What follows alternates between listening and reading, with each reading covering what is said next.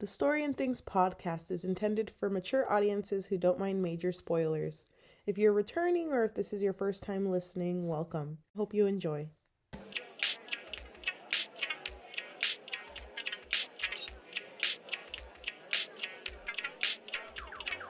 Hello, welcome to the first episode of season 2 of Story and Things. Welcome to season 2. Oh gosh, we are a storytelling podcast. Kind of. We more so like dissect stories. We go Yeah. through them together, talk about likes, dislikes, dislikes.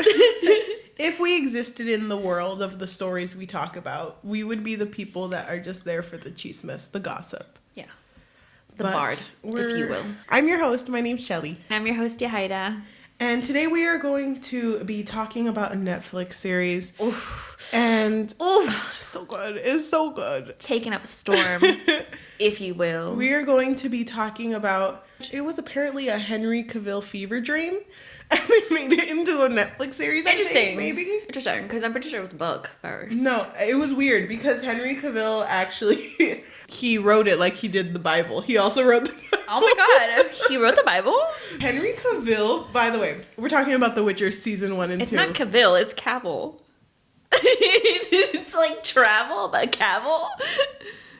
Hello? Are you serious? Yeah. Wait, hold on. I Hold thought- on. I'm serious. Yes, I'm so serious. Why is it not Cavill? I also thought it was Cavill, but then he was in an interview and he was like, it's just Cavill. Okay? And you But said it angry too. you know why? People who call me Cavill, fuck them. They don't know me. You know what's funny? I feel like we are trying to make it fancy. And also, it kind of reminds me of Cruella DeVille. Oh, Henry DeVille. We're going to talk about Henry Cavill's Cavill. See, it doesn't sound as like catchy though. Yeah, I agree. Henry Cavill. Henry Cavill and his Henry cattle. Like he's just a farmer. We're going to talk about his farm. That's what we're going to talk about. And his today. dreams, apparently. And his dreams. He dreamt it up, I think. I think so. It just makes it allegedly, in my opinion, not really. I think he dreamt it up. But don't come for me, okay, Henry Cavill? Thank you. Sorry, Henry Cavill, but it will always be Cavill to me. It's kind of weird. I don't know. If someone mispronounced my name, like instead of Cheli, they said like Chelai.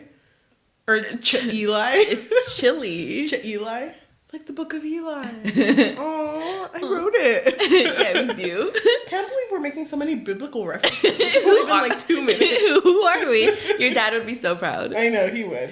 But anyway, so when we are filming this, I know this is going to be a little confusing, but we bulk film. Yeah. So it is the new year.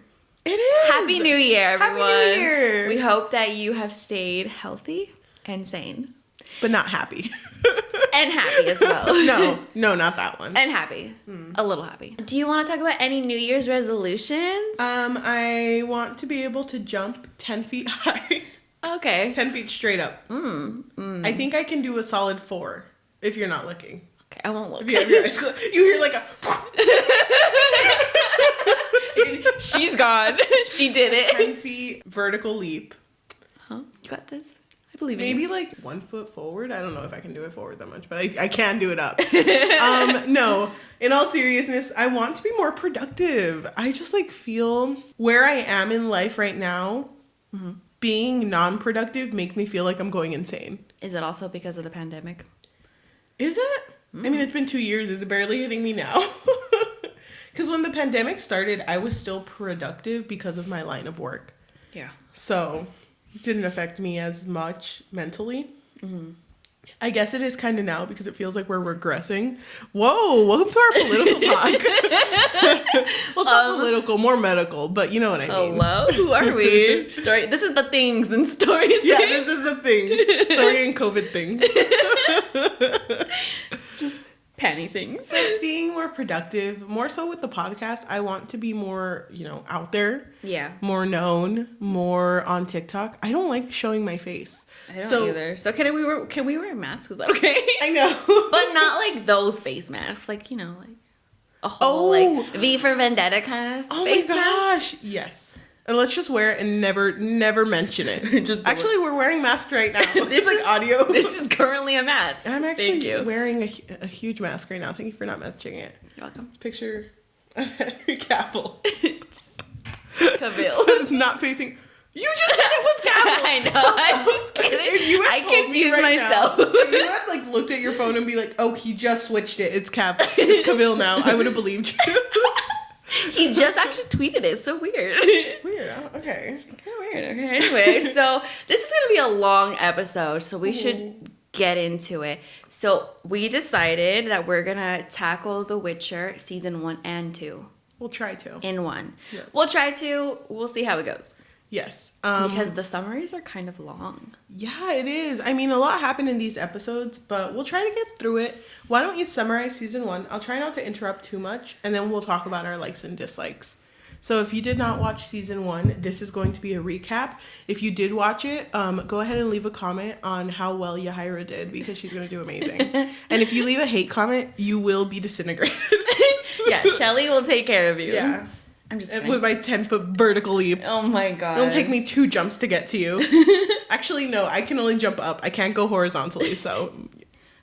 That's next year's resolution. All right, so the first season of The Witcher is not told chronologically. So if you watch it, all of these things are intertwining, and it's almost like plot twists after plot twists. Yeah. When you actually listen to the story, you'll realize that, oh wait, that was mentioned on episode 1 or episode 3 or whatever. So you kind of have to piece it yourself. But I decided, for the sake of the summary, I'm gonna do it in chronological order. There are 3 main characters, and each of them kind of have their own stories, but they do intersect.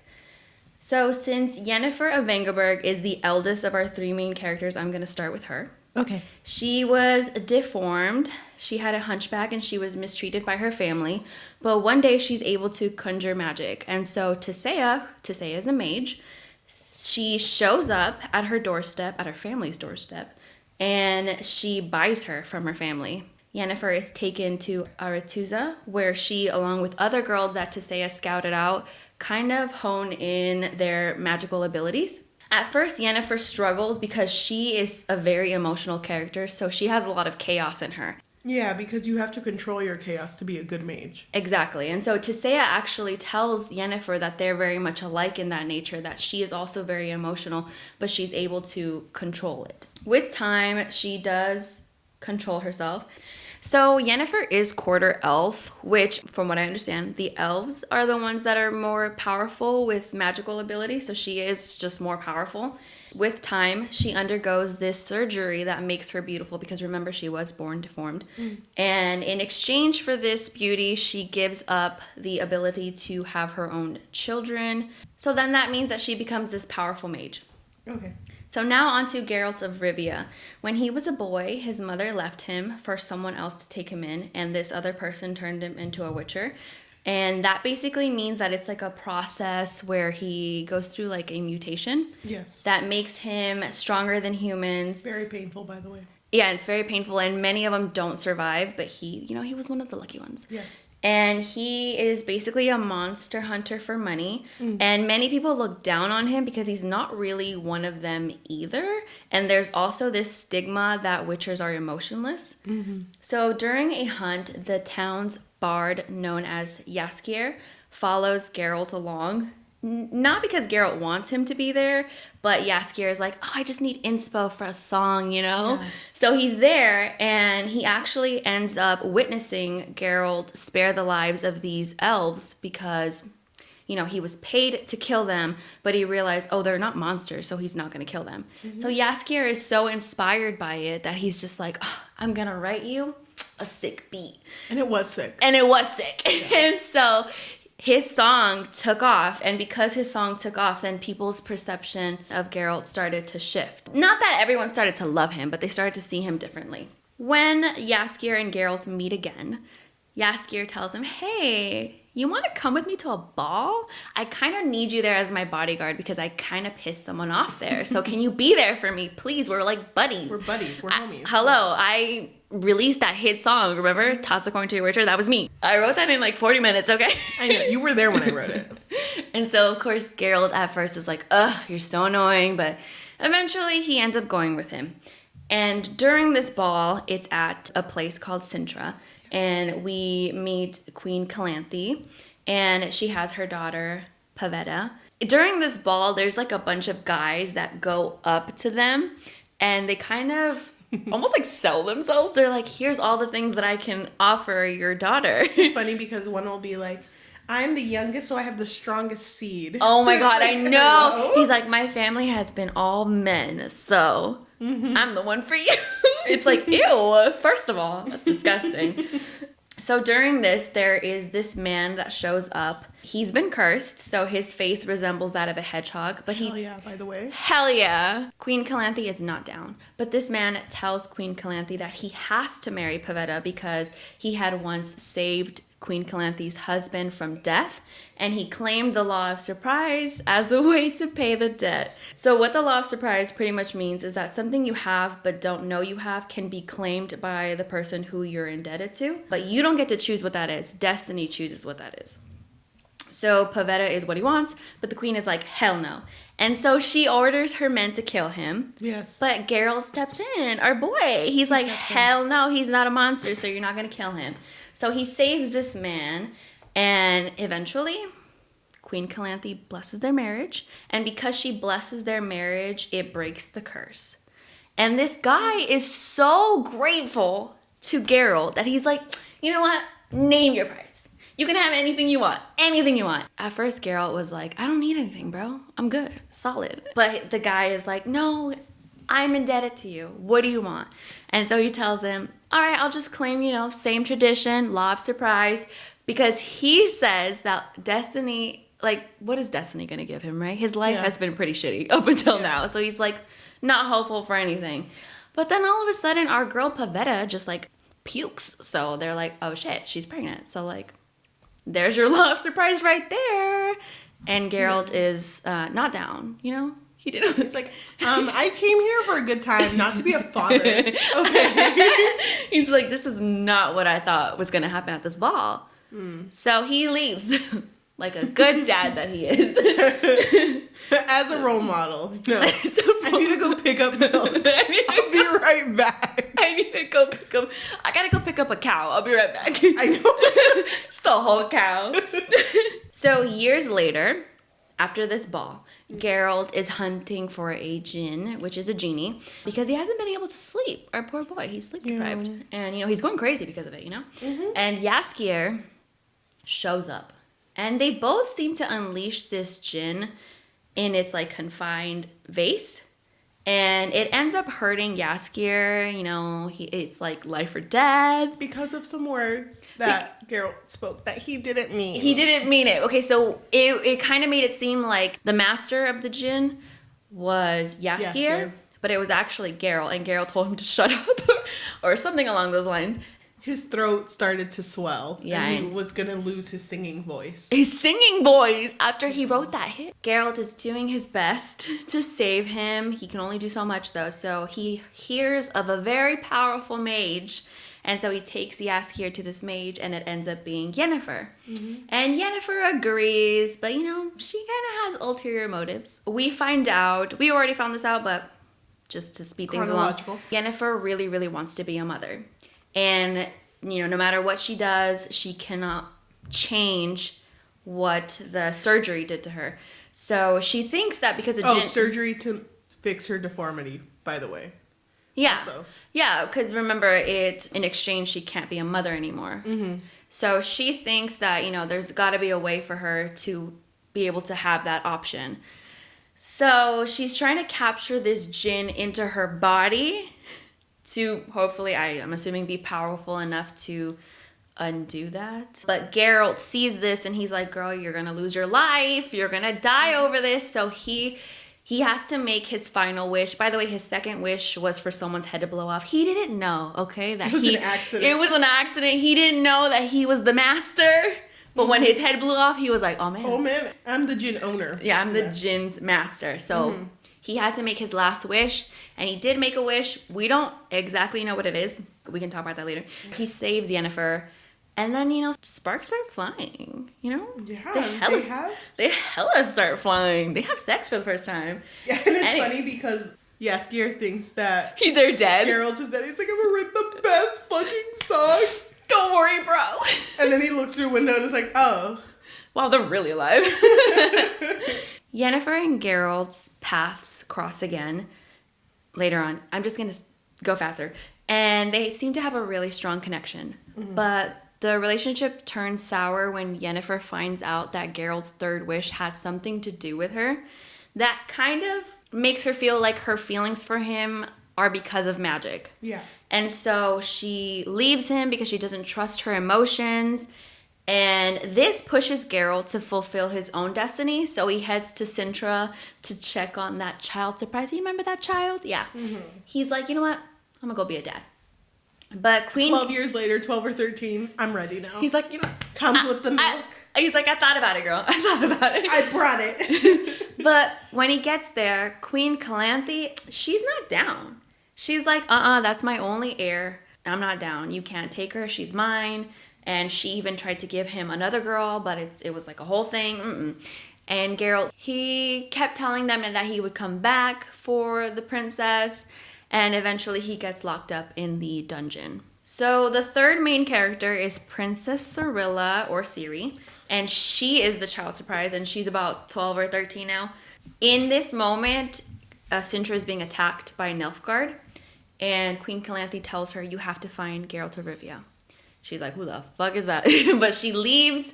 They try to save her, but the Black Knight, a guy who's chasing her, he's a Black Knight. He grabs her, has her on the horse, and they're riding away into the sunset. And then there's a monolith there, and she screams, and she breaks the monolith, which, by the way, they shouldn't break at all. Yeah. They should not break at all. Like, they're, like, impossible to break. And it cracks the ground, and that helps her escape. Yes. And at the same time, Geralt breaks out of the dungeon, and he's looking for her in Sintra. Oh, my God. And I'm just going to wrap up Ciri's story. So she goes through a lot trying to survive on her own. She quickly learns that people were not fond of her grandmother, Queen Calanthe, because she treated the elves really, really poorly. She never knew. Yeah, she didn't know that. And she befriends an elf named Dara, but he eventually leaves her because she's constantly putting his life in danger. Many people want to get rid of her because she is the sole heir to Sintra. During her journey, she's searching for Geralt of Rivia, but there is a moment where she's surrounded by 4 boys that she once knew when she was in the kingdom. Yes. And they're trying to drag her back to like a Nilfgaardian to collect money from her or for her. And Ciri ends up blacking out, and when she wakes up, they've been killed brutally. Mm-hmm. And a woman in a small town near Sodden Hill takes Ciri in to take care of her. So Nilfgaard didn't only attack Sintra, they're kind of making their way upwards, like up north. So they're planning to take over more kingdoms, which forces the northern mages to sort of have an emergency meeting. Yes. And most of them don't want to get involved, but there are a few that decide they will act on their own.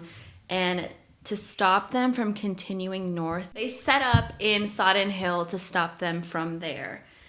So at the end of the story, or at least the first season, the mages end up going against the Nilfgaardian army, and there's only 20 or 22 of them, so most of them end up being killed.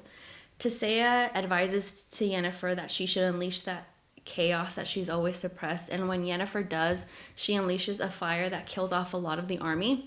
When it subsides, Tissaia cannot find her anymore. And she's screaming for her, searching for her, and at this point Geralt shows up and he's also calling out for her.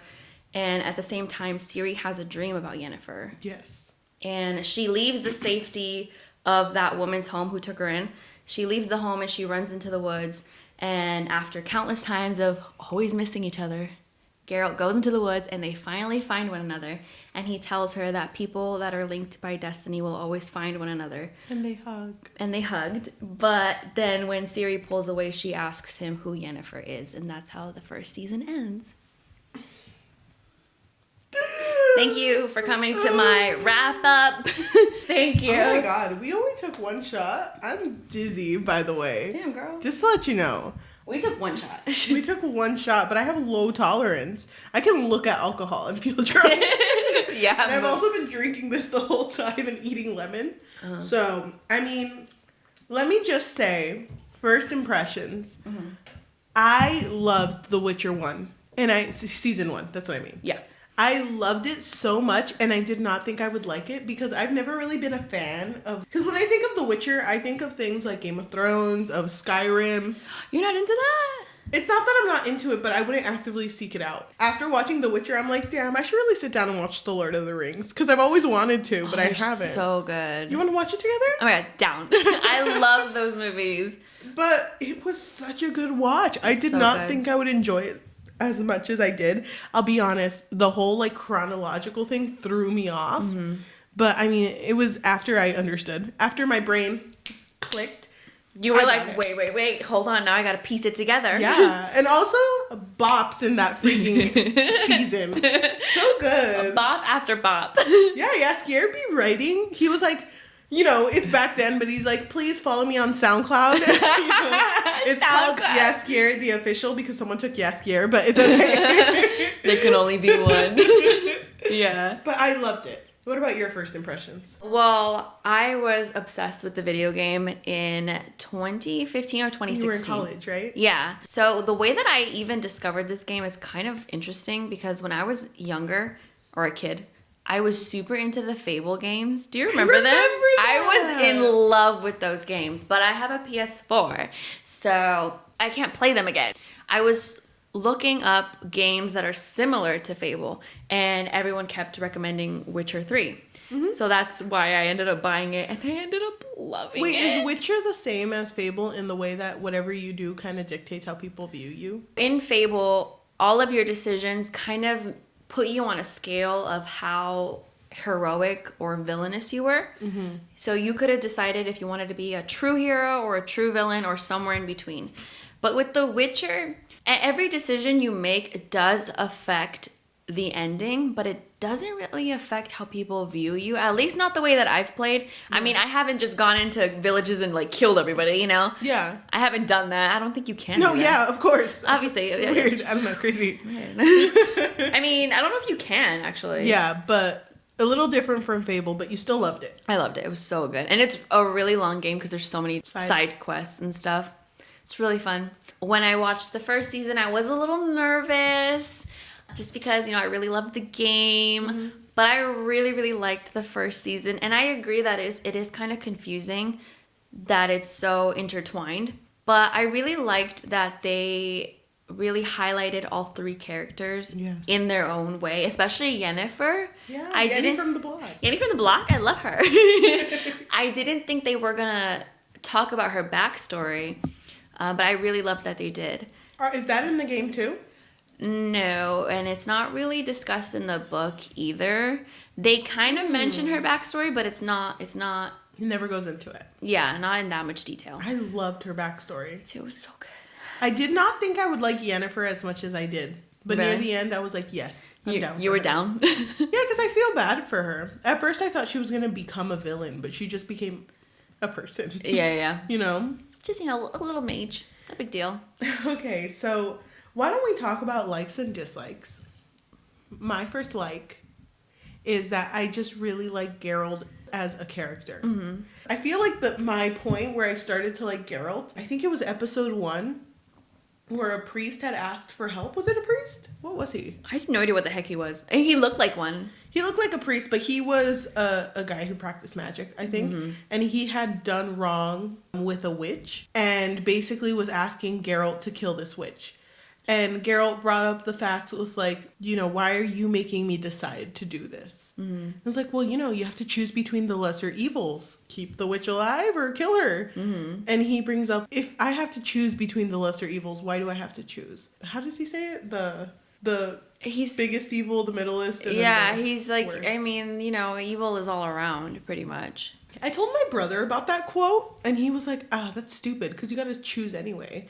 And I mean, I agree. You can't just not choose in life. Mm-hmm. Like, if life is hard, and it's like, oh, I'm in the negatives in my bank account, I'll just choose to ignore it. Like, you can't do that. But I agree with, it feels like the humans in this show, or everyone, decide to put, like, all of their troubles on a Witcher because of that stigma of them not having emotions. Yeah, so they're like, you know what? I have too many feelings, but you don't have any feelings, so you deal with this. And I really like that Geralt, no matter what, he's true to himself. Mm-hmm. Like, he won't become that stereotype of a Witcher without emotions. And even though he seems emotionless, it doesn't mean what happens around him doesn't affect him, you know? So he just sort of just gets by. He's a really good character. I feel like Henry Cavill does a really good job portraying the Witcher. Yeah, I agree. By the way, in season 1, he looked really good. Really? I liked him better. Interesting. Oh! The budget was higher in season 2. Really? I did not know that. I thought the budget was lower. No, it's higher. I thought he looked really good in the first season. Funny because... Oh, are you saying like just like the aesthetic? Aesthetic. Oh, okay. Yeah, I agree then. Yeah. Mm-hmm. But I like Geralt as a character, main character. Beautiful. Oh, I love him so much. Mm-hmm. Just like everything that he does, I'm like, hell yeah. Mm-hmm. He got a dumpy too. He's got a dump truck. Yeah. I heard, I don't know if this is true, but I heard that Henry Cavill had to get like the outfit that he was wearing tailored because his dumpy was so big. I don't know if that's true. I don't know. We're not gonna spread allegedly. Allegedly, don't okay, come for Henry me. Cavill. Don't come for me. But isn't that a good thing? Yeah, totally. Yeah, no, we had to tailor it. It was weird. It was like triple the size. I don't know. I don't remember. I just know there was a lot of zeros. It was a lot of zeros. It's like, the other actors, they just weren't there, The other actors, they actually had to tighten it. But for me, they had to stretch it all out. Oh my god. What about you? I agree. I loved his character as a whole. I really liked that whole episode of the djinn. Mm-hmm. Because, I don't know, I just think that Geralt's relationship with Jaskier is so funny. Because Geralt doesn't talk a lot, and Jaskier won't shut up. Yeah. And it's just hilarious. And it really mattered to me that he showed that he really cared for him because he was willing to do whatever he can to save his voice. Yeah. And even when he gets to Yennefer for the first time, and it's like, oh, is this your friend? And he's like, don't be weird. Shut up. Yes, no, yes. Yes, but no, yes. No. I don't know. I mean, we're kind of friends. Shut up. He did write that one hit single, but like... Yeah, you can hear it on SoundCloud on Yajaira Official. Like, whatever. I also really loved his first meeting with Yennefer. And he was like, I got you your apple juice. It's like this whole orgy behind him. What is it, Wednesday today? Oh, yeah. Like, damn, I know, they were going fucking hard too, and it was funny because Jaskier was fucking dying, and they just throw him into the orgy, and they're like kind of all over him, and he's like, over here having a toad throat. Hello? My poor boy. Can I tell you though, when I saw Yennefer and Geralt together, like romantically, did not think that was gonna happen at all. Really? Yeah, it threw me off guard. It kind of, because I really did like the first guy she was with, which was, I forget his name. Hold on, pause. Gastrid?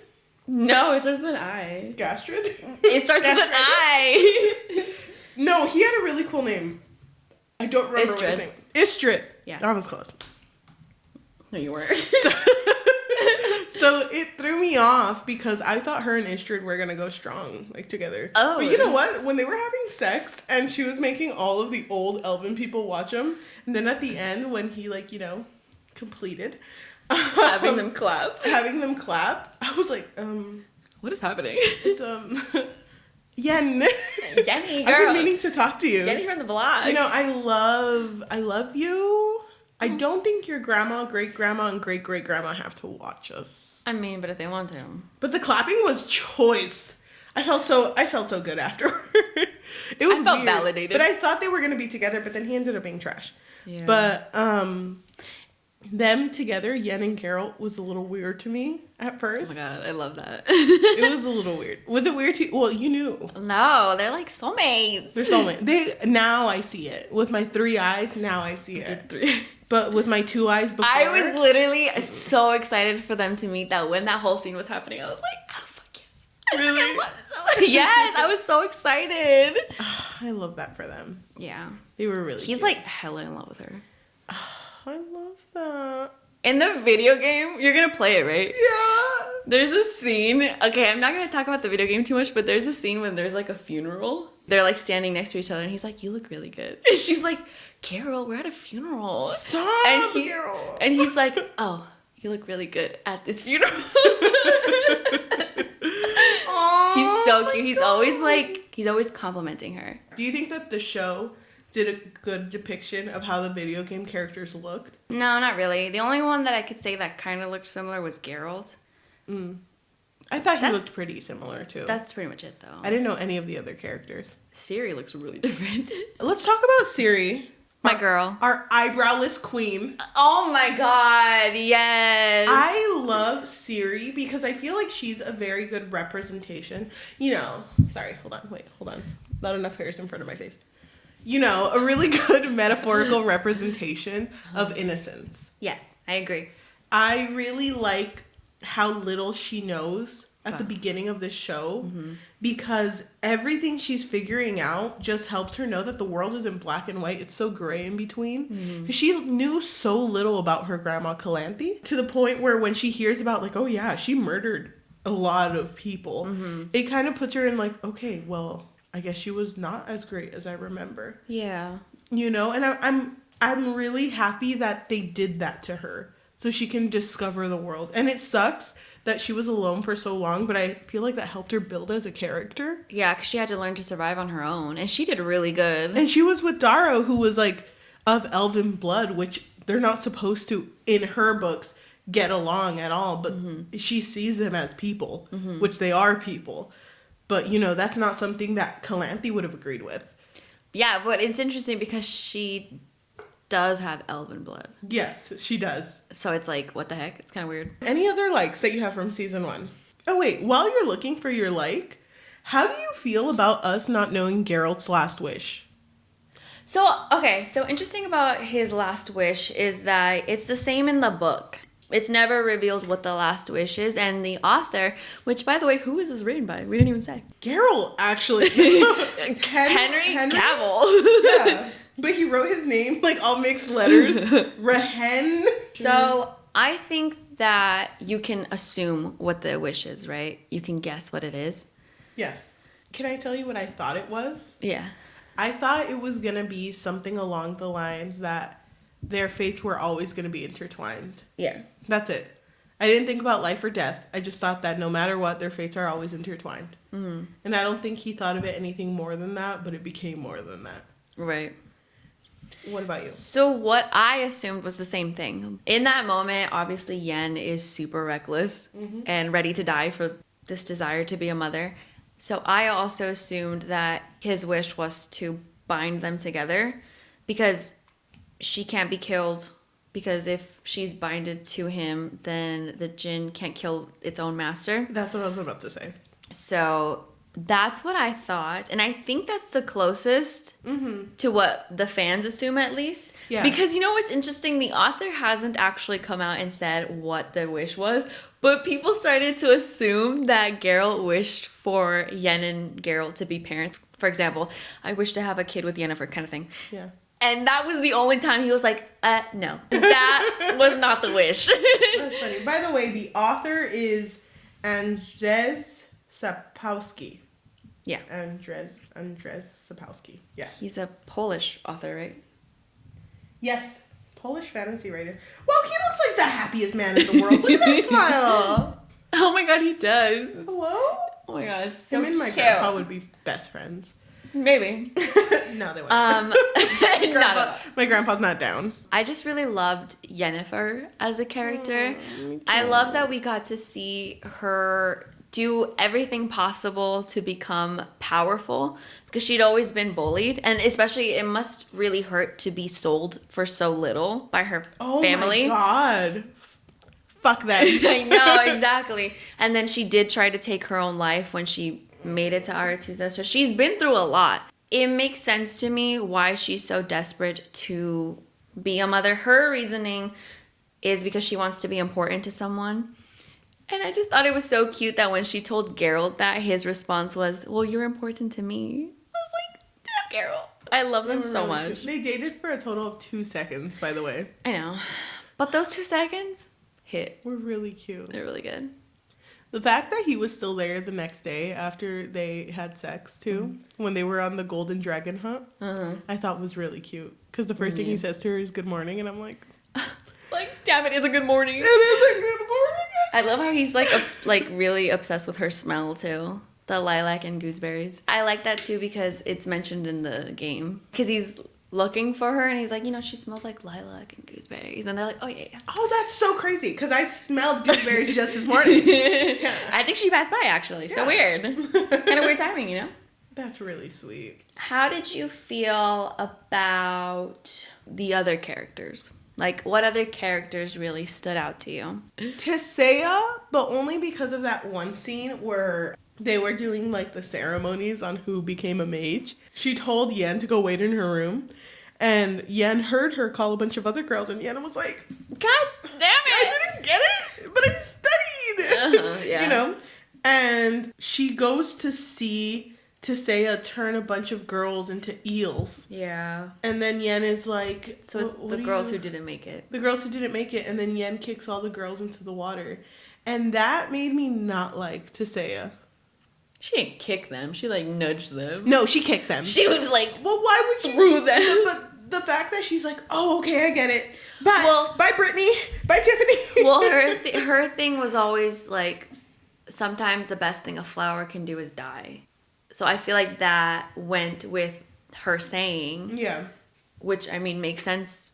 I mean, it sucks for those girls. But I feel like that's what keeps the place alive, right? That was the whole point. Yes.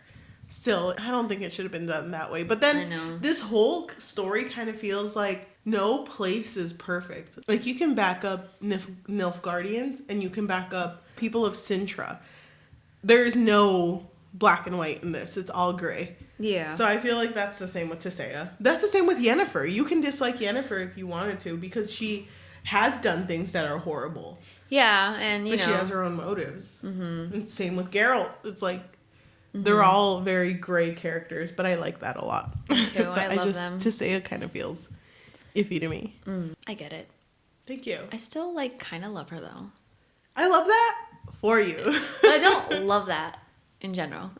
I don't love that for me, What about any other characters? Well, I feel like you're trying to make me say it, but Jaskier. Love that man. I love him too. A lot. I knew he was going to be a favorite too. Because even people who didn't watch The Witcher, all of my freaking siblings, because I told you, when I watched this series, I was at a cabin celebrating Christmas. And love that for you. I remember seeing that character, and when the song came up, all of my siblings who had passed knew the song. They were like, yeah, that blew up when The Witcher was big. Like the series. The first season, yeah. Yeah, the first season.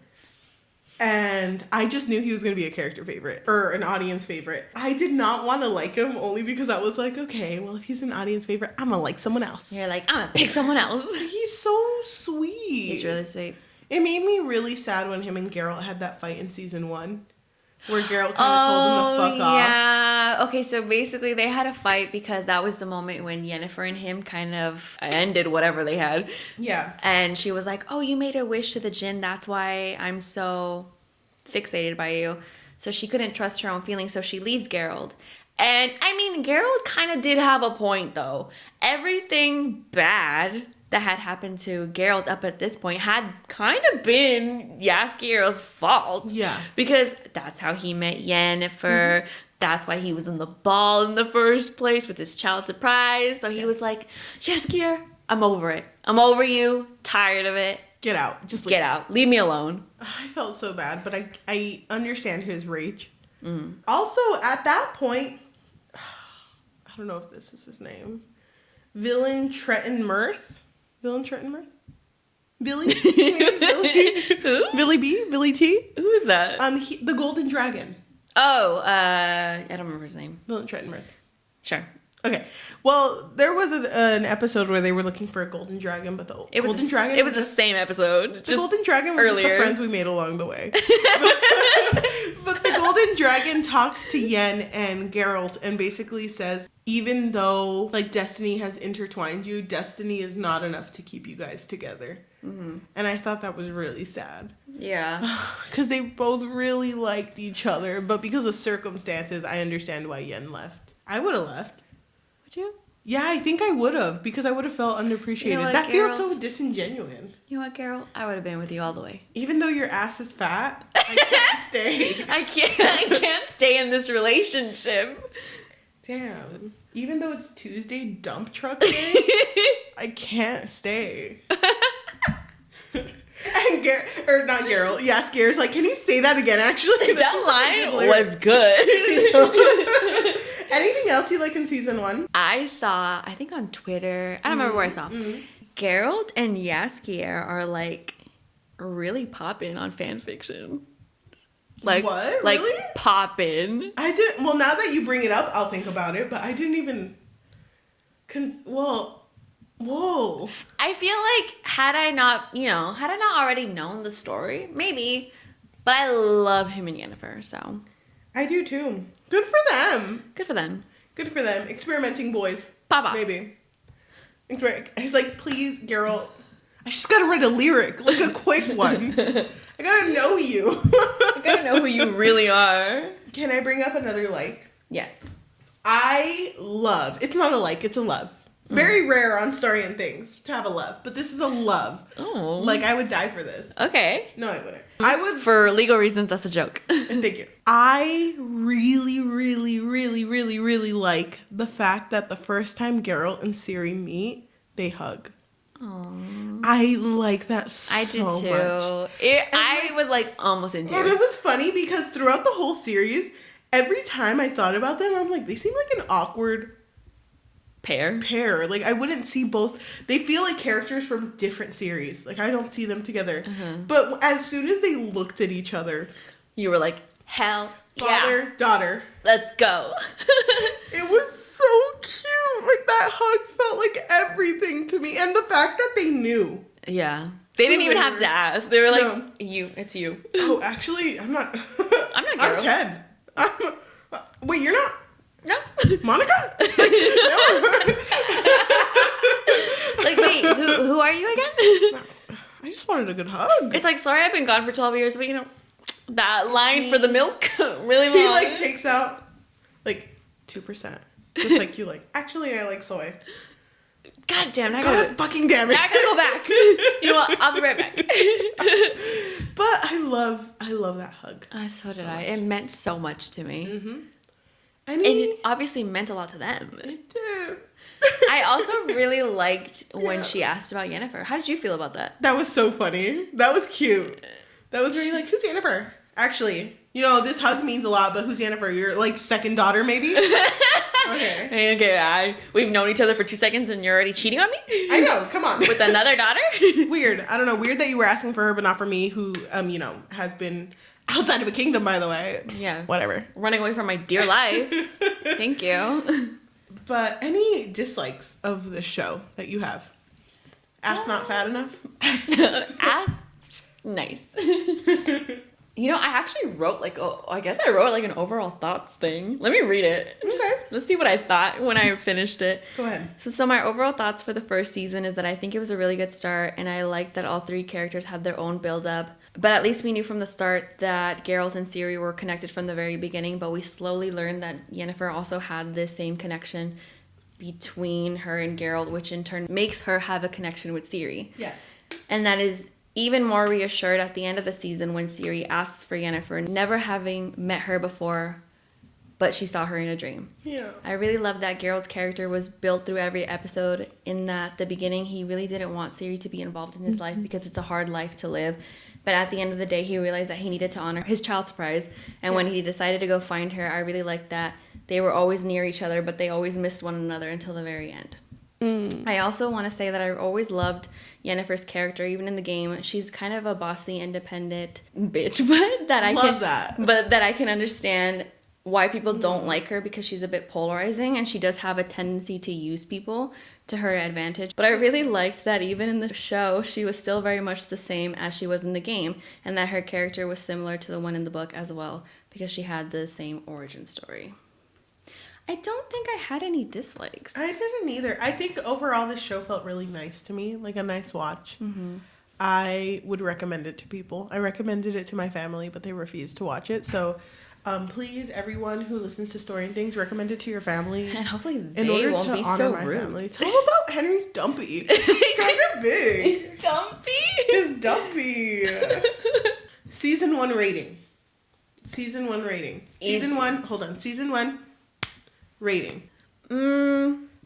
If feel like for me it's different because even though it was a little bit confusing, and people did complain about the timeline or the timeline always interjecting and being kind of like going back and forth. Yeah. People did complain about that, and I get it. But because I always knew that all three characters were connected, I was Down. all down, you know? So you were more like, you should have played the game before you watched this. Yeah, so that sounds like a you problem, you know what I mean? Okay. Or at least watch like a gameplay, I don't know. Yeah, I mean, I didn't play the game, so you're kind of coming for me right now, but whatever. I am coming for you, thank you. Okay, so... So anyway, I would give it a 5 out of 5, thank you. You would? I loved it. And I loved Ciri. I loved Yennefer. Geralt was alright. I'm just kidding, no, I did love him. I'm surprised you didn't mention Triss. You kept saying you love Triss. Honestly, I love her in the second season. Don't remember her in the first at all. Mood. Wait, but the first she fights at the last war of Sodden. Mm-hmm. Or Battle of Sodden. Sorry. My bad. No, but also 5 out of 5. Uh-oh. This was a very good Netflix watch. I usually don't get super connected to Netflix series. Yeah. The last one I got connected to was Squid Game, and that's been a while. That's been a minute. Yeah. So pretty good. Pretty good. I really liked it. Would recommend it to anyone who's willing to watch it. I mean, it's not a big deal. Who's of age. Who's of age. Oh yeah, there was a lot of sex scenes and nudity. Sorry. I told my parents that they should watch this, and I was like, it's kind of like Game of Thrones. And they were like, you mean like naked? You mean people are naked? You mean like ass? You mean like sexo? And I was like, yeah. Mucho sexo. Mucho sexo. So sorry about that, bro. Yeah, because when I recommended Game of Thrones, I was like, oh, by the way, you know, it is a little, you know, because my parents are pretty old-fashioned, you know, and they don't watch shows like that. So when they were watching Game of Thrones, they were like, oh, Dios mío, what am I watching? They did. They did not like the ending. Well. Mood. I mean, explainable. Who did? What about Witcher? Have they watched it? Not yet, no. Tell them they need to get on it because our episode already came out and now they're late. So hurry up. Yeah, I will. Don't worry. So now that you talked about season 1, I'm going to butcher season 2 right now. You're not going to butcher season 2. Yes, I am. So season 2 of The Witcher begins right after the end of the first season. So we see the victory of our main characters in the Battle of Sodden against Nilfgaard. The war ends thanks to Yennefer, who under Tissa's command releases her chaos and caused this big fire explosion in order to get rid of everyone. So let's go back to Geralt and Ciri, which, by the way, Ciri, eyebrowless queen no more. I know. They gave her brows. She went on the horse eyebrowless. She went on Roach eyebrowless, but came off with eyebrows. So when she got off for the longer first hair. time, when she got off for the first time, it was like a different girl came on. It's Geralt putting her down. Whoa! Who are you? You're the same girl that was on here. I thought it was a different actress, but she just has eyebrows now. Yeah. So eyebrow queen, I guess. I really like the eyebrowless. She did have eyebrows before. They were just blonde. Eyebrowless queen, though. And now they're just brown. So okay, she's brunette.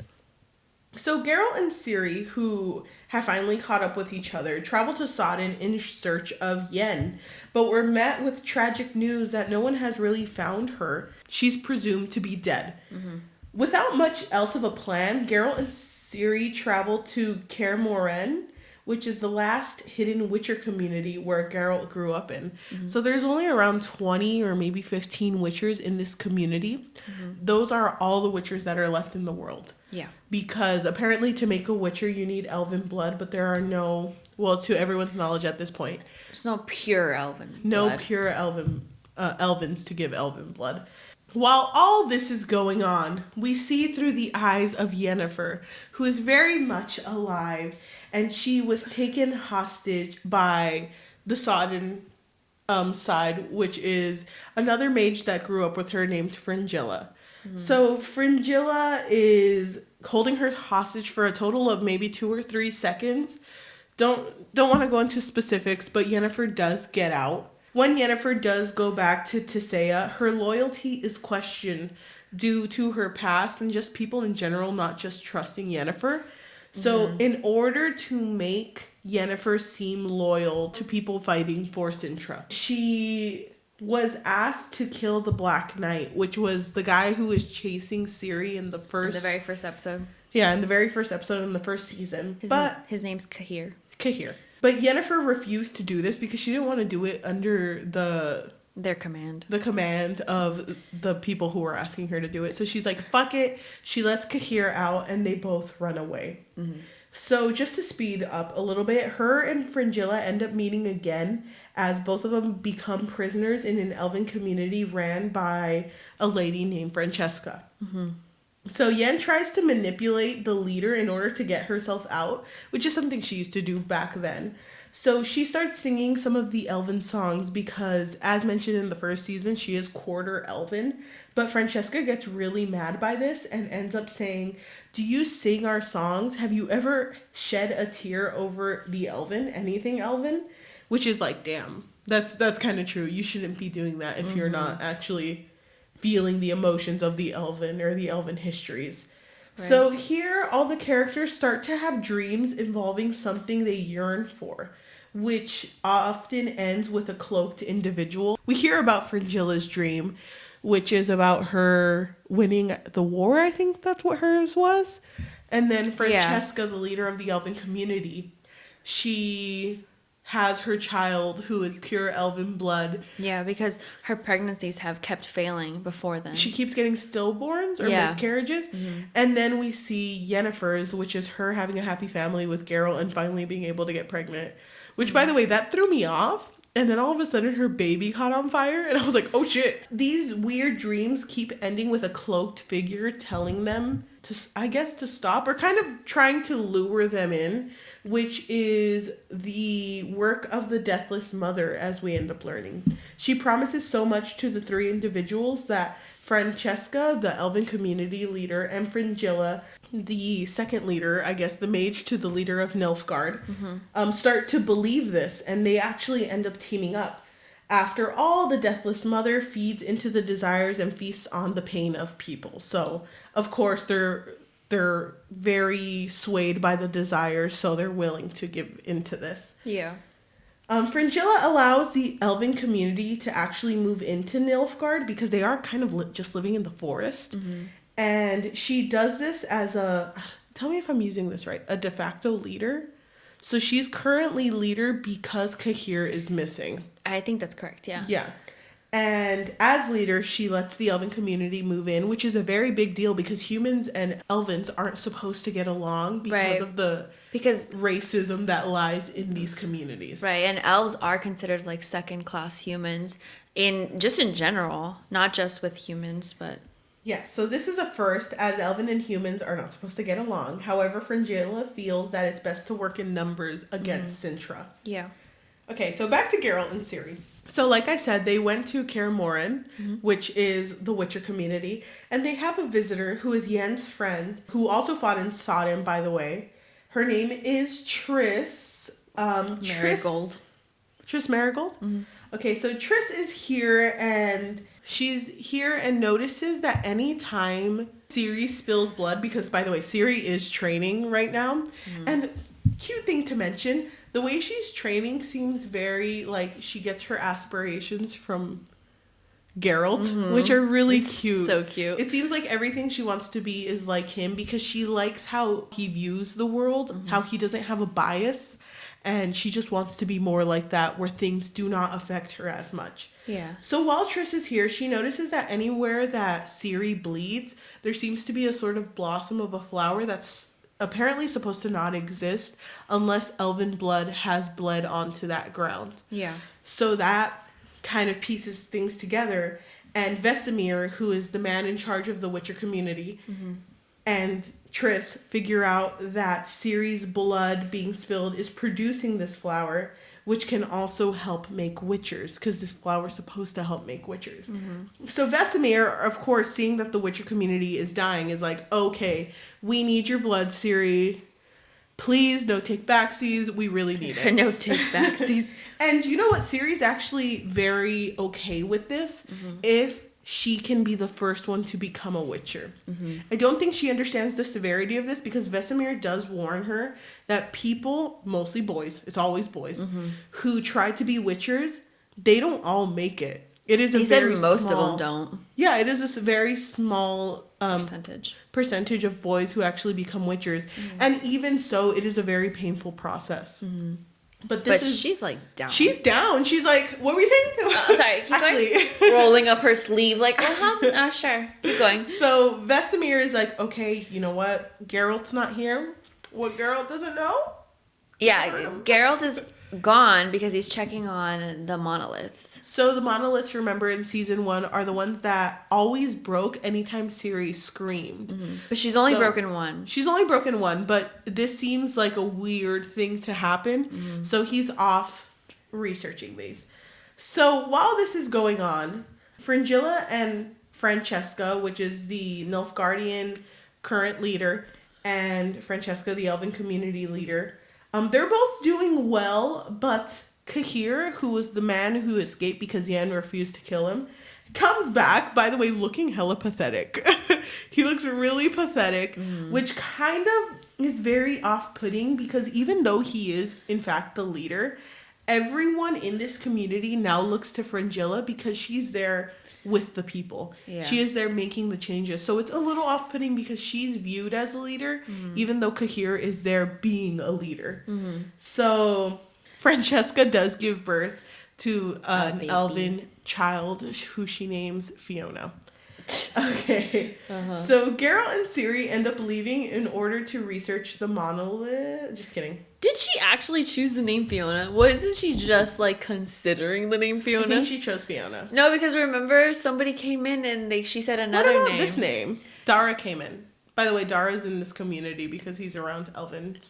Yeah, but remember she said another name and he was like, I like that name. And it wasn't Fiona. Geralt comes in seeing Ciri about to be injected. About to become with a witcher. Black liquid. And he like grabs her, like, what the fuck are you doing? I've been gone 5 fucking minutes. What's happening? I've been gone for 5 minutes and you're about to change your whole fucking life. And she's like, I want to do this. But, it's not a phase, Dad. But I believe that they end up leaving around this point because they want to research more on why things are occurring, mostly the monoliths, right? Yeah, but just something else to note. While Geralt was gone, Triss Merigold also went through this dream-like state with Ciri. It's kind of like she was trying to fix things in her life by going through this dream sequence. But it was different than what it normally is because it started to show things that Ciri shouldn't know about. And also, it started to speak to her. Because in this dream sequence, you're supposed to watch it as a bystander. Yeah. But it started to interact with her. And through this, Triss kind of came up with the assumption that whatever Ciri is pure evil. And she's going to bring destruction to the world. Yeah. Which, nice thing to say to a freaking 13, 14-year-old. Because she kept saying, like, there's no stopping her. So when Ciri and Geralt are gone, a man does pop up in Kaer Morhen. And he is looking for Ciri.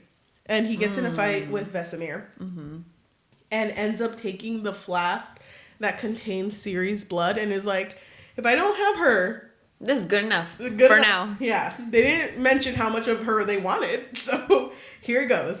So back to Geralt and Ciri. They end up in this place that's kind of like a pit stop. That's very, very safe. Nothing ever happens there. It's like a temple. It's a temple that's supposed to help. It's not a pit stop. He wanted her to train there.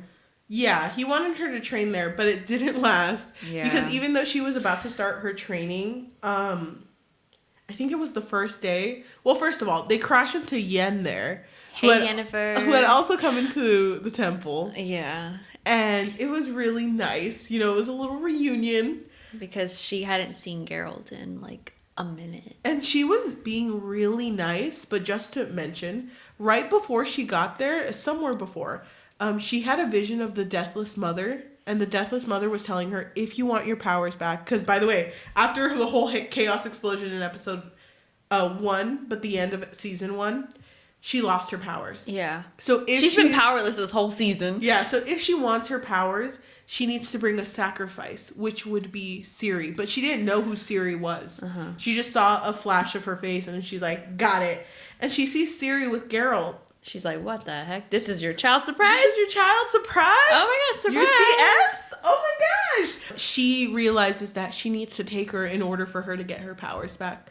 But everything kind of works out in Yen's favor because the assassin that was in Kaer Morhen shows up in this temple and attacks. And even though... And Geralt, obviously trusting Yennefer. Yeah. He's like, Yennefer, take her. Or no, sorry, Yen, take her. And Yen does. Yen takes her. And it's really cool because during this moment, they're trying to escape. And Yen is talking to Ciri. Because right now, Geralt is fighting the assassin guy. And Yen and Ciri are hiding in a room together. And Yen is like, you have powers. You can make a portal to another place. yeah, so she's like already teaching her at this point. Yeah. And Ciri's like, I thought you were the most powerful mage. And she's like, well, not right now. So just, you do it. You do it. Yeah, but they end up escaping together. And Yen takes this as an opportunity of like, hey, I can use this in my favor. But remind me if I'm wrong. When Yen is leaving, she looks back at Geralt, and Geralt kind of sees what she's doing. An ulterior motive. Doesn't know what. Because at this point, Geralt had already beaten the assassins. And he's like, Yen, stop. And she's like, I'm sorry, I can't. Which is really sad. Yeah. So right now, at this moment, Yen and Ciri are heading towards Sintra, the last monolith area they were going. They were going towards Sintra. They were going towards Sintra because they assumed that these assassins were taking Geralt to Sintra. Yes. But the Deathless Mother said, bring Ciri to Sintra. And through like this door, that's where the sacrifice would happen. So Geralt was never actually in Sintra. She just made Ciri believe that that he was there. Yen was being facetious, and Ciri Just like a little. But Geralt wants to figure out what's happening, and Yen did mention before that she had ran into Jaskier a moment ago. Well, she did. Yeah, she had ran into him. And so Geralt thought, if I can find him, maybe I can figure out what she's trying to do. Through Jaskier, he learns... By the way, they meet each other, and even though Jaskier is still kind of mad, he's like, fuck it, and they hug, and it's really cute. But Jaskier does reveal that Yen has lost her powers, something that Geralt didn't know at the moment. And she kept repeating something that was like, open your doors, hut, hut. Which immediately Geralt notices this is the chant for the Deathless Mother. They piece together that Yen is going to sacrifice Ciri in order to get her powers back. When Geralt figures out where Yen is through Jaskier, he ends up going there. And by the way, through the voyage that Yen and Ciri had together, Yen does end up seeing that Ciri is a very important person and actually feels a little bad about what she's about to do. So Geralt gets there immediately. And Yen is like, I'm so fucking sorry. I understand why she's important now. But Geralt's like, shut. Because I don't forgive you.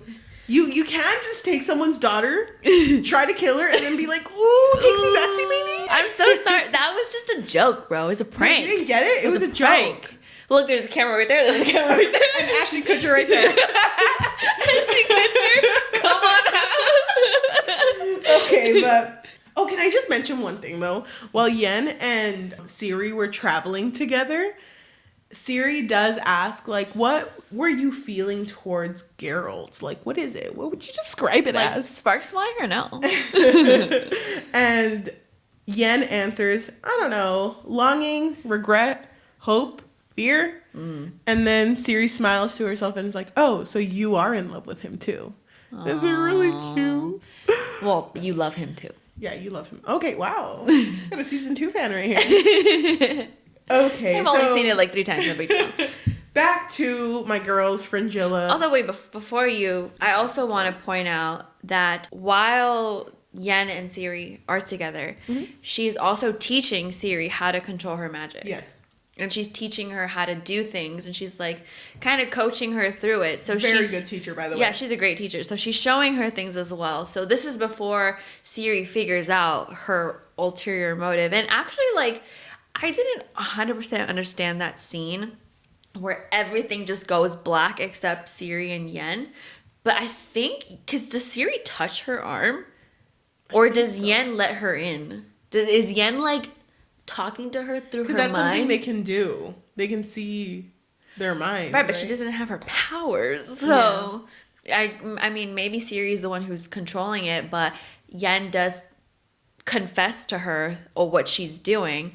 And at that point, Ciri's mad. Yen confesses what she's doing because she's like, if you know it's bad, why are you still taking me? And she's like, I don't know. The ground breaks again for some reason. Does she scream?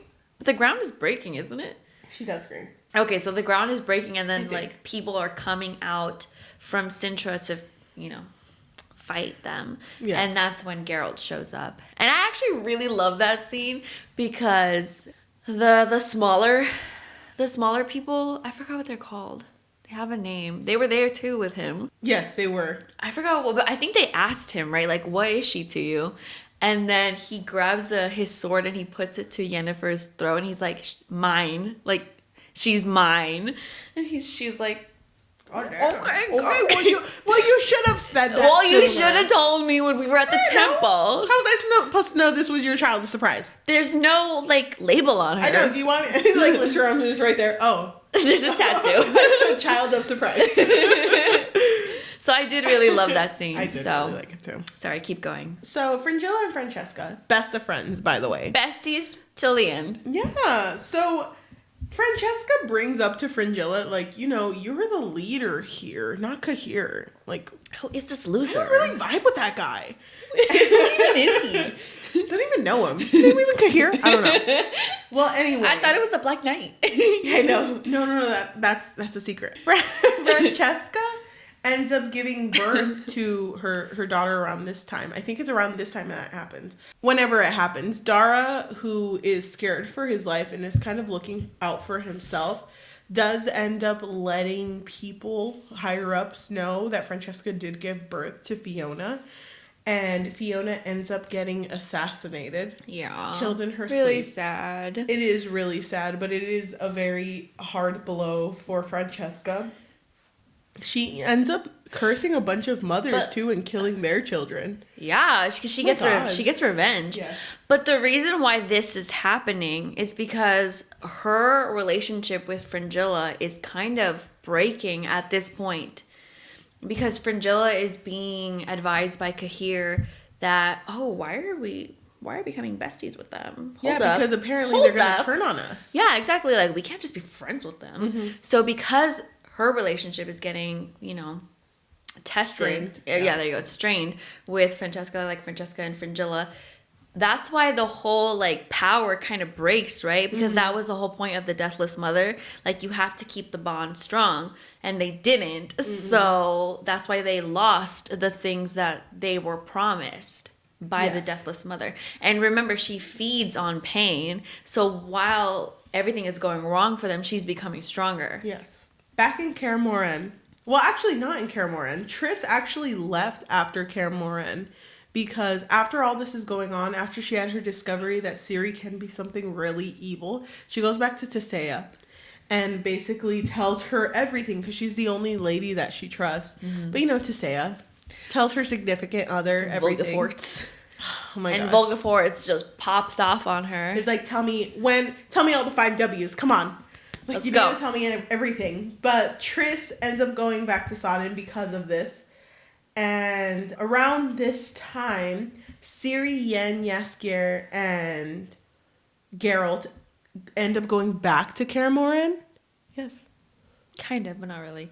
So that whole moment after Geralt finds Yennefer and Ciri, he tells Jaskier to take Ciri back to Kaer Morhen because he's going to help Yen defeat the Deathless Mother. Yes. Which I love that he didn't even say anything. He was like, we got to go somewhere else. Like, he didn't even ask her, what happened? Like, what happened with the Deathless Mother? What at the end? Come on, tell me. So, by the time that they reach this house that she's confined in, she was already... Open. It's completely open. She was locked in there by witchers. But a long time ago. But her power was so strong because she was feeding on all 3 of them that, she was able to break out. And so when she breaks out, she's, traveling all around this world and she gets into Ciri. So Geralt and Yen end up making their way back to Kaer Morhen, where they see Ciri, or they hear about Ciri killing all the witchers in their sleep, which is such a sad moment because these are the people that in season 2 Ciri grew up with. And I really like how it was portrayed in season 2 because at first they were kind of weirded out by her being there, but then it became to the point where they would talk about, they would just make jokes oh, what's something that's dumb? And then Ciri would be like, Lambert. Yeah. You know, it was a really good relationship. So the fact that she's possessed and killing all of these witchers is so heartbreaking. Mm-hmm. But they have the fight with the Deathless Mother, who is in Ciri's body, and they notice that they can't get rid of her because no matter what they throw at her, their pain and everything is making her stronger. And it's tough too because Ciri, while she's being used by the Deathless Mother, she's stuck in this trance of the last day that she was with her family in Sintra before everything went to ruins by the Nilfgaard attack. So she's in a place where she wants to be. Well, isn't her didn't her parents die way before that? Well, she's with the last good memory that she had. But before. Her parents are there. Her parents are there at the end, which is when she notices that it's not really a real thing. But she starts to realize, like, you know, as much as I miss this isn't the life that I used to have. Mm-hmm. But she starts to break out of it once Geralt realizes that the Deathless Mother feeds off of pain, so we have to do the opposite of that. Of fighting her. Yeah, so instead, he tells all the other witchers that are alive, which Vesemir, by the way, was so down to kill Ciri at the moment, because it was all his boys. Stabbed her and everything. He was like, I'm gonna gut her. Yeah, exactly. But then they do all realize that, like, we're not supposed to be doing this. We're supposed to do the opposite of what the Deathless Mother do. And I really like it because they're all like, Ciri, it's us. It's me, Lambert. Come on. Your bestie, remember? Yeah. I made fun of you one time, but it was fine. It was fine. And they all start calling out to her. And it's really cute because the last thing she hears is Geralt saying, come home. Mm-hmm. Come home to us. And she realizes that no matter how much she wants to stay in that trance, she knows that that's not true anymore. Mm-hmm. And she needs to move on. So she breaks out of the trance. Or no. She tries to break out of the trance, but the Deathless Mother says, you can't do that to me. And they realize they can't do it because they don't have another host for the Deathless Mother to go into. Because she needs a host. Yes. So Yen realizes that in order to make a host, I will give her one. Mm-hmm. So she slits her wrists. And, graphic. Yeah, and ends up becoming the host that the Deathless Mother needs. Mm-hmm. And as soon as the Deathless Mother is out of Ciri holds on to Yen and Geralt and take them to another sphere, as they say it is. Mm. And they see the Deathless Mother come out of Yen and just kind of fly around for a bit. You know, Deathless Mother things, DM things. Uh-huh. But while they're doing this, they see a lot of men on horses. And these men say, your place is among us. You are ours. Mm-hmm. And they get really freaked out. But Ciri grabs onto Geralt and Yen again. And they're out of there. So, like, you know, never happened. But they're out of there, and they say, was that the Wraith of Morag? And Geralt... The Wild Hunt. Geralt says, yes, that is the Wild Hunt. Uh-huh. But it's fine. Who needs to worry about that right now? That's season 3's problem, not season 2. By the way, while all this is going on, just to mention, Fringilla had this one meeting with all the leaders. Oh, yeah? And she fucking killed everyone. Annihilated them. She was like, don't like you. Cut yeah, she was killing everybody except Cahir. Cahir, who she whispered into his ear, you either do what I say or you die too. And he's like, and it's funny because that one assassin that was going after Ciri actually connects a little bit to who Cahir and Fringilla end up going to talk to, because they were going to confess that it was them who killed the elven baby. But it wasn't. It was actually a higher up who happens to be, who we didn't know was alive. Ciri's dad. I knew. You knew. It was in the game. Dad. And Ciri's dad is like, I just want my daughter back. And it's a little weird because at the very, very end of season 2, we see Yen, Geralt, and Ciri talking. And Geralt's like a little confused, like, how is it that now that we know your blood is important, and that you have, like, elven blood in you, how did Nilfgaard know before anything? How have they always known? And it's because of Ciri's dad. Emir. Yes. So, because of Emir, that's how they already knew. But they know that no matter what, Ciri is what was prophesized in elven communities. Mm-hmm. So she can either become the darkness that Triss feared, or she can save everyone. Mm-hmm. No pressure, girl. So at the end, they also make it seem that Yennefer and Geralt are still not in the greatest terms, but he does tell her, like, you're the one who's going to train her. Because he trusts her. And she's the strongest mage. And her powers are also back, by the way. They back. They came back when she slit her wrists. After she sacrificed herself for someone else. It's kind of goes along with what Villain Trettenmirth, the Golden Dragon, said. That their destinies can't be intertwined. Or even though they are intertwined, that won't be enough to put them together. So it's kind of nice to see that Ciri's kind of bringing them together. Yeah. That extra little thing. But season 2. Thank you so much for joining us for the wrap up of season 2. What were your first impressions? First impressions. Thought it was a little weird that Ciri had eyebrows. She came off a different woman off Roach. By the way, Roach died in this season. It's too soon to talk about. It was too soon. Fuck you, Roach. But it doesn't affect me. It literally affects me every day of my life. But Roach died in the season. Sad. But Ciri, eyebrow queen now. She Eyebrow. got full on eyebrows. She Good for does. her. She looks so good in this season. She looks so does, cute. But I kind of miss her eyebrowless look. Yeah, kind of. That's literally my first note. They gave her eyebrows this Gave her season. eyebrows. But I really, really like this season. Not as much as I liked the first season. I did like the first season more. But I thought this was a good second season. And I really like how this season ended. Because I like the fact of knowing that if there is a season 3, I don't know if it was picked up for season 3. But Probably. I like how Geralt, Yen, and Ciri are most likely going to travel together. I like that trio a lot. So I think that's a good trio to have. Yeah, and I'm really excited to see how their relationship builds and how Yennefer essentially makes it up to Ciri for like almost killing her. My bad. Water under the bridge. Hey, we all make mistakes, okay? Even mages. Yeah. But she did lose her powers, so Yes. like But I cut her some slack. I know that you told me that they had more funding in the second season. For some reason it didn't feel like it because I didn't like the way Henry Cavill's eyes looked as the Witcher. Really? Because I had more of an issue with it in the first season. Really? I Really didn't. interesting. Really? Really? Yeah, because I kind of sometimes it felt like he wasn't really looking at me. No, but I felt like he was looking through me in the second season, which I is mean, even worse. maybe he was doing it on purpose. I don't know. Still dumpy 5 out of 5. Got that dumpy. He's still got it. Got so. that dumpy. Hell yeah. Overall thoughts of season 2. All right, so my overall thoughts of season 2 was that I was so excited to see how the relationship between Ciri and Geralt progressed. And I really, really loved the first episode of season 2 because I thought it really solidified their relationship together. Yes. Because Ciri really didn't, it's not that she didn't trust Geralt, it's just that her own instincts would want to go against him. Yes. And I mean, she did listen, but she didn't really want to listen, you know? So in the first episode with Nivellen, Yes. they were dealing with a Bruxa? Yes. Bruxa? I don't exactly know what she is. There's a lot of monsters. I don't know all of them. I can recognize a good amount.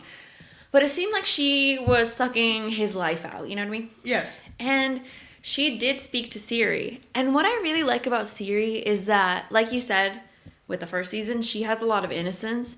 So even when the Bruxa was talking to her, she still, like, listened to her. Her first response isn't, oh, she's a monster, I gotta kill her. So when Geralt was fighting this monster, you can see it in her face that she didn't want her to die. In general, she just felt like Nivellen and this monster are in love. You shouldn't be doing this. She also didn't view Nivellen as a bad person for doing this. Yeah, because she didn't really understand.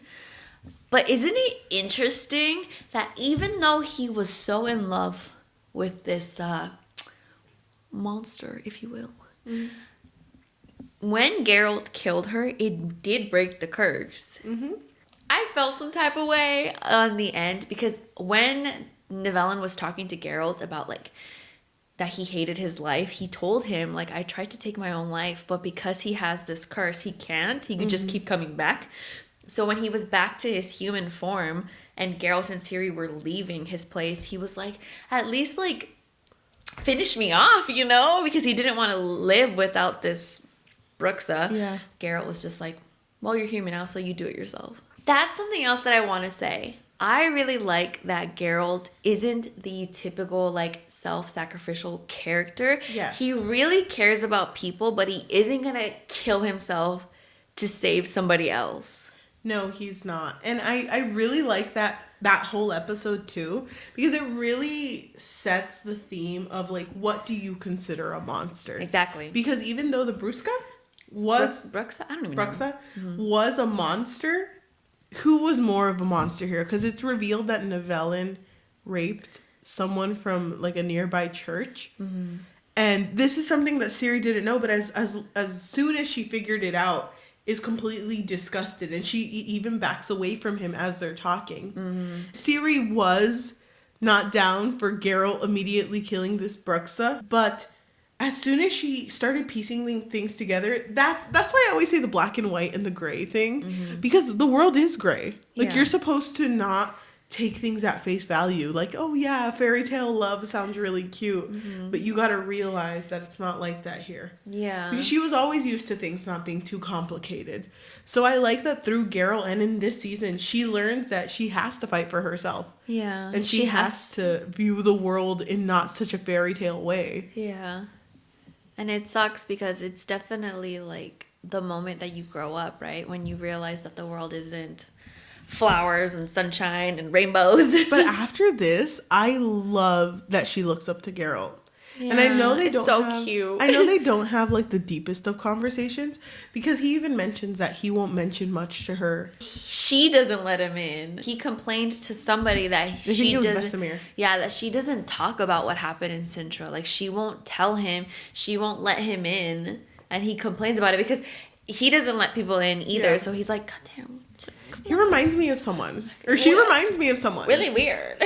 Someone with a dumpy, but I don't know. I don't know. I really like how much she looks up to Geralt. It's so cute. And it's funny because witchers are frowned upon.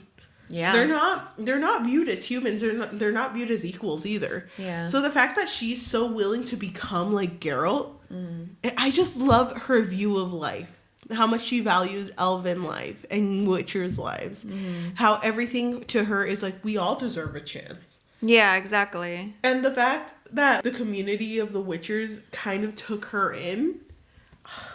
Kind of. I mean, At first, not. They were a little hit. Boy Lambie? A little hit and miss, you know what I mean? Some of them were a little annoying. Yeah. Like when she first started doing that dangerous course as like a witcher, or the dangerous course that witchers do, I was like, these guys are literally just watching her. Like, she's getting beaten up. And, you know, she's still a child. It did annoy me.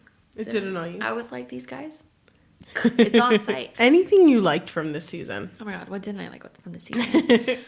I really liked how Ciri was with Geralt as opposed to other people. Like when he took her to the temple, which, by the way, I just remembered, he took her to the temple so she can learn signs.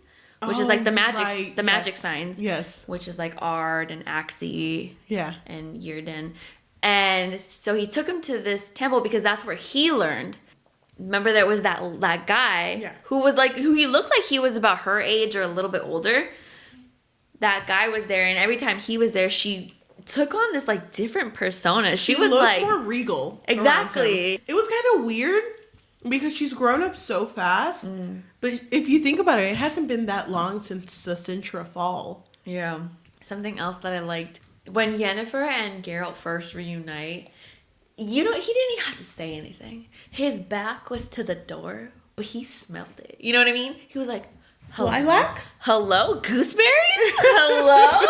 He turned around and she was there, and like they had like this little moment. And I thought it was so cute because Ciri walked in and she was like, oh, sorry. She was like backing up. And he was like, oh my God, no, this is Yennefer, you know, my Yenny from the block? My girl. No, he was like my friend. And Yennefer was like, friend? Oh, hello? Have I been reduced to friend? I thought that part was so cute. Even that part, like when they were all sitting together and they were talking about the unicorn, the stuffed unicorn. Yeah. I just love that he kept looking at her. Now we gotta rewatch the episode. Just that one scene. I loved that scene. By the way, didn't mention, but I really like that no matter what had happened, when the deathless mother had given them their desires, I love that she still imagined her future of being a mother with Geralt. I know. And it was so domestic with the whole like, oh yeah, the food that you grew did really well in the market. Yeah. It's like, oh. It wasn't even like about monsters or anything. No. It was just like domestic. Mm-hmm. And I thought that was so cute. I feel like for Yennefer, I love her character. I love her character so much. I feel like because she came from nothing to being this powerful woman and working for other people, I think she really realized that she just wanted like a simple life, a simple girl. She did something that she wasn't offered before when she was deformed. So right, exactly. And she did mention like they took her options away. yeah. So, you know, sometimes you just want to be a mom, you know? Jaskier coming back and hugging his boy Geralt, 5 out of 5. Oh my god, I love that whole scene with him like talking to the mice. Bye, gentlemen. It's like, I know you're jealous, but you know, we all make Oh my good god, friends. wait, but before then, when him and Yennefer had a moment too, and he found out that Yennefer didn't have powers, and he was like, listen, there can only be one damsel in distress, and it's me. Okay? I loved that scene. I fucking love Jaskier. Yeah, I do He's too. 10 out of 10. I love his new song. Wow. So full of emotion. Dropping SoundCloud. I Dropping know. on SoundCloud. I was like, damn, he's heartbroken. He's heartbroken. Ugh, I feel so bad for him, but No. you know what? He reconciled with. Geralt, which is all that matters. They're friends again. I love Love. the ending with Geralt telling Ciri to come home. That is so cute because that is her home. That is her home. He's With The her Witcher. home. Yeah. No matter if it's in, like, it's not perfect, but he loves her. He loves her. That's his dog. That whole part where he was like, mine? She's mine. I was like, she is yours. She is yours, but she's also an independent eyebrow queen, but she is yours. But, like, isn't it interesting that she even considers him a dad already? Because when she was talking to Yennefer about him, she said the D word. She said dad. Or F. I don't remember. She said father, daughter. Fucking dad. My fucking dad. I don't even know. He is a dad. He is a dad to her, and it matters. And it matters. If you guys haven't watched The Witcher and have made it this far into the episode, pause and go watch The Witcher. And then come back. Wait, hold on. Moment of silence. Isn't it good? Like, isn't it good? Isn't it so freaking good? Yeah. If anything happens to Jaskier, I will destroy this whole world. I will too. I didn't think I'd like him as much as I did. I didn't think I'd like Yen at all. By the way, when Geralt met Yen's first love interest, I was like, oh my god. Oh, Istrid? Yeah, it was funny because they didn't even notice at first, but I was like on the edge of my seat, like, Oh my god, right. But then they did acknowledge it though. You're like, Yenna? No, Yen. Actually, her name is Yen. I actually call her Yen. Yen. Actually, I call her Love. No, actually, I call her Mi Vida. Actually, I call her Mi Aire. So now what? Corazón melón de sandía? Yeah, that's what I call her. She's my heart, my She's my soul. everything. I wrote her a song. I wrote her a symphony. You don't compare. I am a song for her. Thank you. But I just love that. That was really cute. I don't want it to be a love triangle though. Like Me neither. third season, it better be just her and Geralt. Yes, only her and Geralt. That's it. Only. Nobody else. And Ciri as her daughter. Thank you. Thank you. That's it. Thank you. That's the end of our podcast. Okay, thank you. Any other likes that you want to mention before we finally hit a close? I don't want to say like, but Fringilla's character. I really liked her character. Did you like her character? Yeah, I thought it was interesting comparing her to season 1 because, you know, obviously she was working with Nilfgaard and I'm always on Yennefer's side. Yes. 100%. So when her and Yennefer were having like these moments, I was like, you know what, Fringilla's not that bad. She's not that bad. She's not that bad. I like her growth from a follower to a leader. Exactly. I love that. I love that. I loved when she took on that role. Yes. Kind of wish that Kahir would have, you know, backed off. would have just respected it, you know? But he didn't. Kind of rude. I get it. But how did you feel about the dad making a comeback? Oh my god! Like I told you when you came in this morning, because Yajaira came into my house this morning. Thank you. I busted in. You busted in. I didn't even know you were coming. So while I was waiting for you, when you came in, I was writing the season 2 summary. When I watched season 2 by myself and got to the end, I was like, "There's so many fucking characters in the show. Is that her dad? Like, Who the fuck is that? That is not her dad. I know Dooney. Dooney with a D. Dooney? That That ain't Dooney with a D. It was funny because you came in and I was like, her dad, like, hedgehog dad. Like, the hedgehog dad. The porcupine. You called him a porcupine. Well, she is a porcupine. Oh my god, half porcupine, all love. No eyebrows.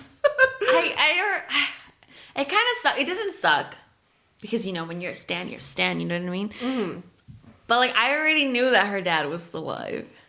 What? And also, like, did you notice that when she was stuck in that trance, everyone was turning into dust but him? He didn't turn into dust.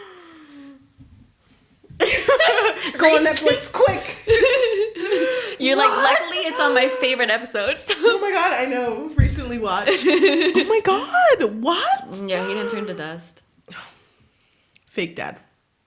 Fake dad, fake dead, so. I know Gerald was gone for 12 years, but you were gone for fucking maybe 13 years. So. You were gone for longer, so who's the real disappointment here? I mean, it's kind of you. Where's the milk, Dad? 2%? 2%. Yeah. Exactly. I'm so excited for Yennefer to teach her more magic. I'm excited for Yen and Geralt to finally, like, reconcile.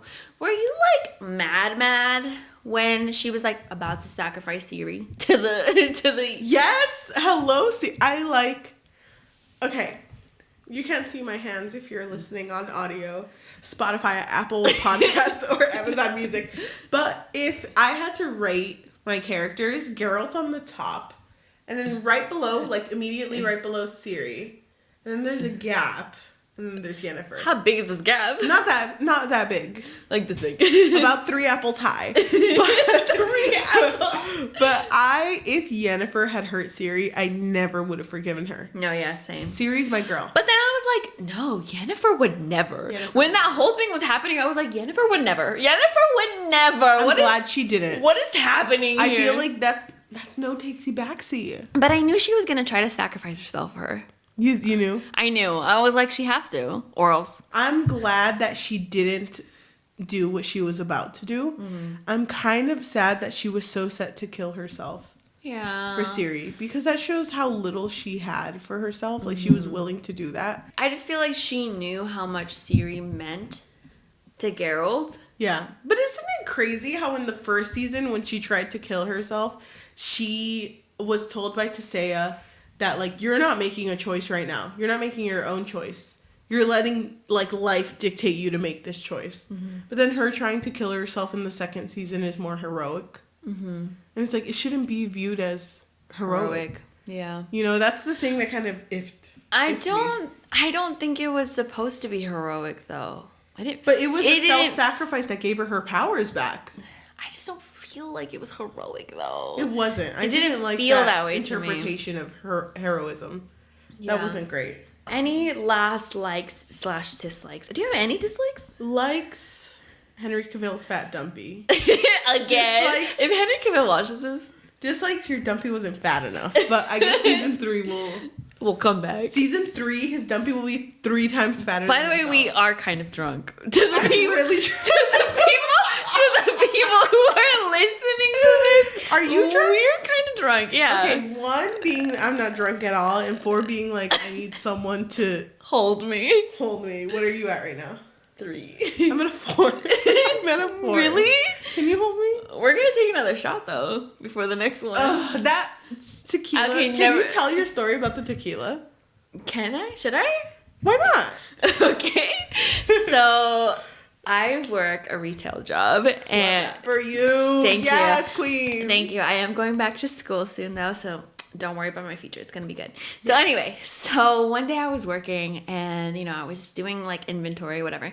And then all of a sudden, this guy comes up to me, and he's like, "Hey, can you like help me out? I'm trying to make like a vision board. Love that Can you for just him. help me out? Like, I just need you to pick it out though. Yeah. And I was like, okay, sure, whatever. So I got him like this poster board. I got him markers. And I guess he was super grateful. And like, we did have like a really good conversation. He was a nice guy. He was a super nice guy. And he was really cute too. Yeah. So if you're watching this, hey, I'm just kidding. And okay, I was like, okay, if you have any other questions, let me know. Yes. And he was like, okay, thank you so much. Thank you so much.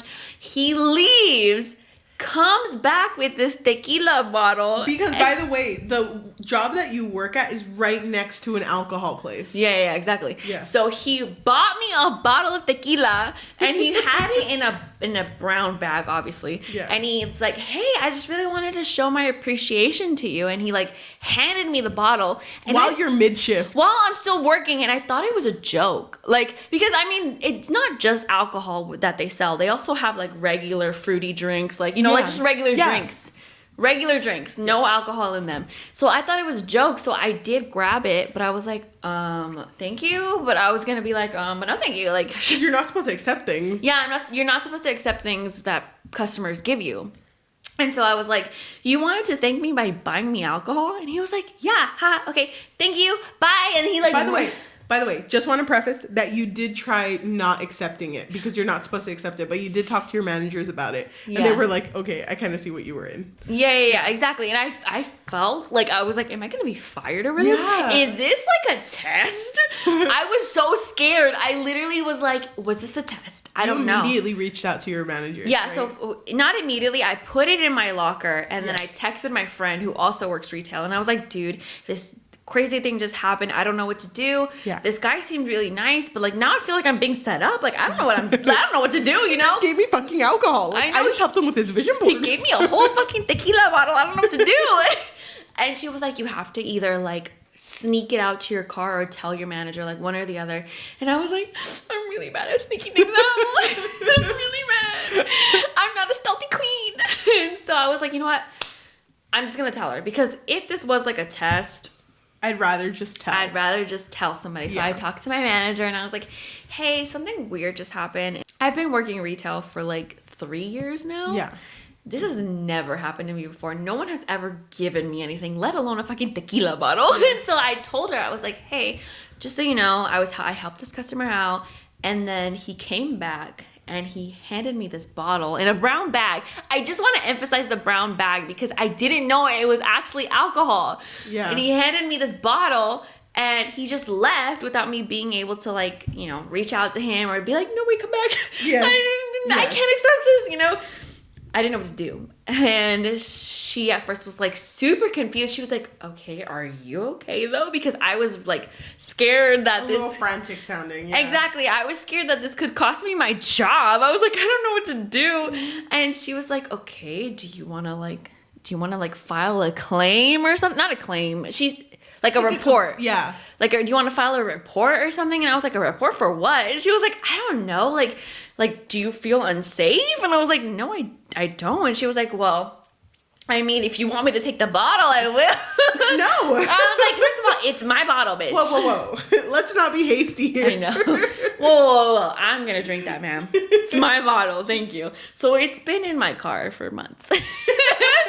And by the way, if that guy's out there, thank you so please much. Subscribe. The reason why I didn't take it out of my car is because my parents don't really like alcohol. So I get it. It would have just been weird. It would have just been weird. So it was still enclosed, not open at all. And it's really good, by the way. Really strong. It's like 80%, no, 40%. Wow, imagine 80%. Oh my God.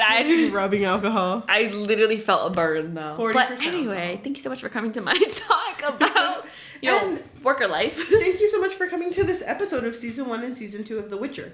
You know, there's so much more to say about The Witcher. So if you want to comment about what you think, we will definitely try to make TikToks about it too. Yeah, we can. Responding to you. Hopefully sober. Yeah. Right now. Yeah, sober. Yeah, sober. Thank you so much for listening. For those of you... Oh, actually. Pause on that. What is your rating for The Witcher season 1 and season 2 put together? So season 1, I'd give it a 5. Season Nice. 2, I really liked season 2 a lot. Like a lot. I really loved seeing Ciri train. Me too. And Loved it. I really loved seeing that she was so willing to become a witcher, which we didn't mention, but she was also willing to become a witcher because she believed in that stigma that they lose feelings. And she was like, I don't want to think about my life anymore. And Geralt was like, I hate to break it to you, but like, we feel. And she was like, oh, I mean, I'm still down though. I think I would give season 2 a 4, only because my girl Yenny from the block. Yenny from the block. She's still Yenny from the block. I kind of wish she'd had her powers longer. I understand why they took them away. Yes. But I kind of wish she had them longer. Did she lose her powers in the game? No. No? No. Okay. That was a whole, no. I also give season 1 a 5. Thank you. Thought it was a very strong season to start a series. Mm-hmm. Henry Cavill looking fat ass dumpy. Season 5 still looking fat ass, dude. Just can't get over that dumpy. Me neither. But season 2, I feel was strong, but because I don't know, I feel like season 1s always do well, but season 2s, because they're trying to delve deeper, it starts getting a little more like Slower. Yeah, I think that's the good word for it. But he used his magic more. I love when that. he uses his magic. Me too, because he didn't really in season 1. But It was like a tease. Season 2 felt a little intricate. That's what I'm meaning. There was so much going on, which I understand that this is such a dense like series that I feel like it would be more understood in a book, which I would like to read this book, by the way. I've read like half of the first one, and it's so interesting because a lot of the things that happen are shown in the show. Really? Yeah. That's really nice to hear. It's just connecting more to like the bigger story. Okay, but I feel like season 2 just wasn't as great as season 1. I think I would give it a 4.8 or a 4.5. Oh my god. But I still really, it's just that badass dumpy that got me. Got me in its clutches, dude. Not the fat ass. But 4.5. I'm sorry, we're really drunk. We're really drunk. We haven't been drunk in a while though. The last time we were drunk was probably when we filmed after. That was a trip. I keep looking at the camera, by the way. Do you notice that? Yeah, I do. Wait, hold on. Do you notice that? I'm like trying to look at it more, but it feels weird because I feel like I'm looking at no one, but I'm also looking at everyone. I don't know. It's crazy. I like The Witcher, by the way. Music on SoundCloud. So freaking good. Did you see the covers, by the way, of Toss? No, there's covers? So many good covers. For those of you who are consuming us through audio forms, Spotify, Apple Podcasts, Amazon Music, or anywhere you get your podcasts on, thank you so much. If you want to leave a rating or review, that really helps. If you want to talk about, that fat ass dumpy that we saw in season 1 and season 2, go ahead. But if you also want to tell us tell us how you feel about The Witcher, please. If you feel negatively about it, we will somehow learn how to downvote your comments. More on that later. And then also block you. Yeah, thank you. But if you also want to tell your friends and family about us, that would really help. Our goal for the 2022 year is for us to actually build a following. We're filming these, but we know that we want to build a bigger following, so to be able to interact with you guys. Yeah. So if you want to look us up on TikTok, Story and Things, and also Instagram is called Story and Things, that would be really nice. We're posting a little more on social media, so that would be really kind of you if you can follow us on there. Also, if you watch us on YouTube, please leave a comment, please like, please subscribe, please turn on the notification bells. That really helps with analytics. Apparently. If you also want to talk about that fat ass dumpy on YouTube, I think you do have to censor yourself, so call it a fat butt dumpy or just a dump truck. I will understand what you're saying. So thank you so much. I think we are done with our episode. We're done. Okay, thank you. We'll see you in the next one. Thank you. See you next week. Bye. I'm so